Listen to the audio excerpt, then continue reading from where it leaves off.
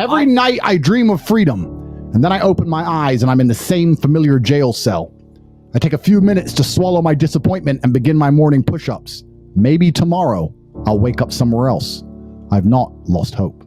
This is important, especially if you are at home and you're not yet as successful as you want to be, if you don't have your life in exactly the place you want it, if you still feel trapped, whether it's financially or some other way. You wake up and you must be dreaming of freedom, but when your eyes open, after the disappointment, swallow the disappointment, take a minute and look around you and say, I deserve more than this. But then, what's the important point? You must begin to work instantly. I did not miss a single day of training in that jail cell. I didn't sit and say, I'm too depressed, I'm too sad, it's too cold in this freezing cell, I didn't eat enough because it's Ramadan. No excuses. Every single day we trained, we woke up disappointed, we swallowed the disappointment, and we got to training every single day. If we could train in a freezing cold jail cell in Romania, the cockroaches all around us, with no idea when we're going to be allowed freedom once again, you can train in a nice gym, air-conditioned gym in California. What is your excuse? If you imagine something truly and fully, if you truly, completely imagine it, to a degree, your body will react to it. Let me give you an example. If you truly imagined yourself at war, day after day, you imagined yourself under attack, defeating the Matrix agents, you're top G, you're walking through life, the agents are coming, you're doing Aikido and you're destroying them, and you're the most powerful man in the world. If you truly imagined that and felt it in your mind to the point where you thought you were there and you felt it in your body, I would guarantee you, after X amount of time, you would have a higher testosterone level and your muscles would be stronger than if you didn't. I will guarantee you that. So first things first, you need to be worthy of respect. And you're going to be worthy of respect through having things which are difficult to acquire. So first things first, the basic things, you need to be very focused on trying to make money, because people listen to you when you have money. They just do. Secondly, you need to be in fantastic physical condition, because when you're in fantastic physical condition, it cannot be bought. It must be earned, and people know that. If someone walked in to sell me something and they were obese, I would not trust them the same as if they were in fantastic physical shape, because I'd say, I don't think you have dedication and heart. There's something about you that I just wouldn't trust you the same. So fantastic physical condition and money is the first thing. The second thing, whatever your ideas are, you need to learn how to communicate them. Speaking is a superpower in and of itself. You need to become a fantastic communicator. You need to be comfortable in all realms of communication. You need to be persuasive. You need to be comfortable arguing. You need to be good at debating. There's a lot of people out there in the world who have ideas that they can't even project into somebody else's mind. How are you gonna rule the world with that?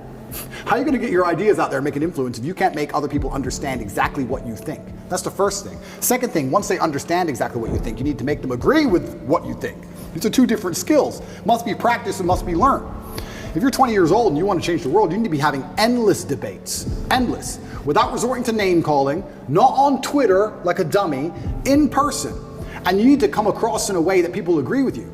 We can go back quickly and talk about the red pill. The difference between me when I talk to girls on these panel shows and every other guy when they talk to girls on these panel shows is, when I'm done, all the girls want me. I say the same thing, and by the end the chicks are in love with me, as opposed to saying the same thing and the chicks thinking I'm a dickhead.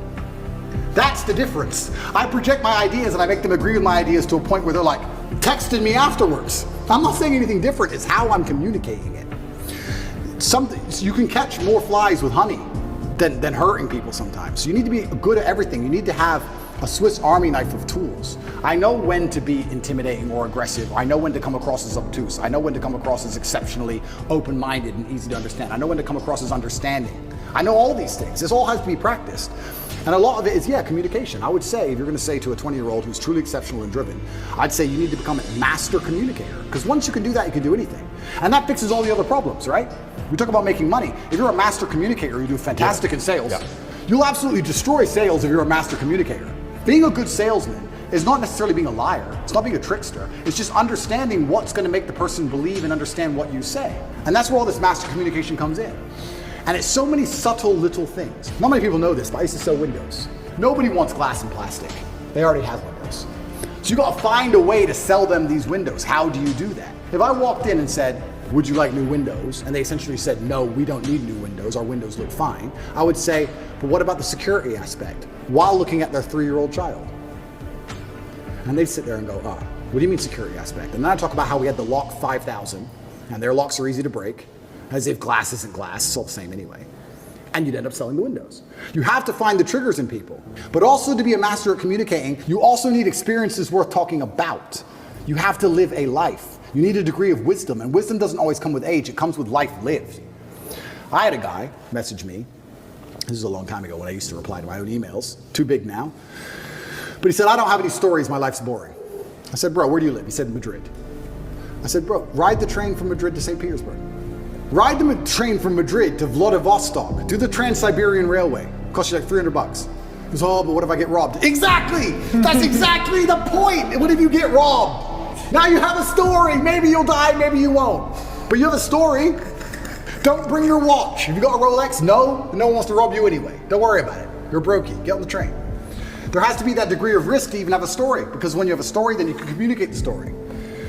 You can't be an empty vessel either. So when you say you're telling me how I build this 20-year-old into a super soldier. Yeah, he has to be a master communicator, but he also has to do things which are risky. Risk has value intrinsically linked to it, intrinsically. This is why people, when you do risky things, people want to hear the story. Your coolest stories involve risk. Something went wrong, this could have happened, I almost this, I made it out. Without these risks, you haven't got it. So I would say to the 20-year-old, do what I did, get in the cage, get in the ring. Knock someone out, get knocked out, train hard. Fighting will teach you everything you need to know about life. You'll learn everything about who you truly are. You'll learn if you're a coward or not. You'll learn everything about perseverance and hard work and dedication, everything about being underappreciated. You learn everything about fear. You learn all of it. You learn everything about people. You win a fight, check your phone. Lose a fight, check your phone. You learn all about people. You learn all about women. I learned so much about women through fighting. When I had a fight coming up and I was weight drained and I had barely eaten in weeks and I'd lost all this weight and I had a world title fight and I'm fighting a guy who might kill me and she's complaining about the toilet seat. I learned all about women. You learn a lot about life through these difficult processes and paths. And there used to be for men like a rite of passage. In most societies, you had to go through something to become a man, from a boy to a man. But that thing was always difficult. It's always been difficult. Now you have to self-induce it, self-inflict it. But if you're going to be a boy and never bring on that self-inflicted rite of passage, how are you going to ever become a man? There's another thing people don't understand about me and my message. Sometimes I sit here and I say things that piss people off because that's how you trigger people to make action. I have often written emails or done videos, especially to men when I want to help men, to piss them off. You're a loser. You're a dumbass. Andrew, why you mean? Because you're not going to go to the gym unless I tell you you're a fucking loser. And you are a loser, and I'm not lying to you. You are a loser. The emotional trigger you need to get up off that chair is the fact that you're not important, nobody cares who you are, any girl you're ever in love with I could take, and you're insignificant, and when you die, nobody's interested. That's your fault. You could have been something else. You did that. You failed. It has to be done. You have to be a master communicator, and sometimes that involves also insulting people.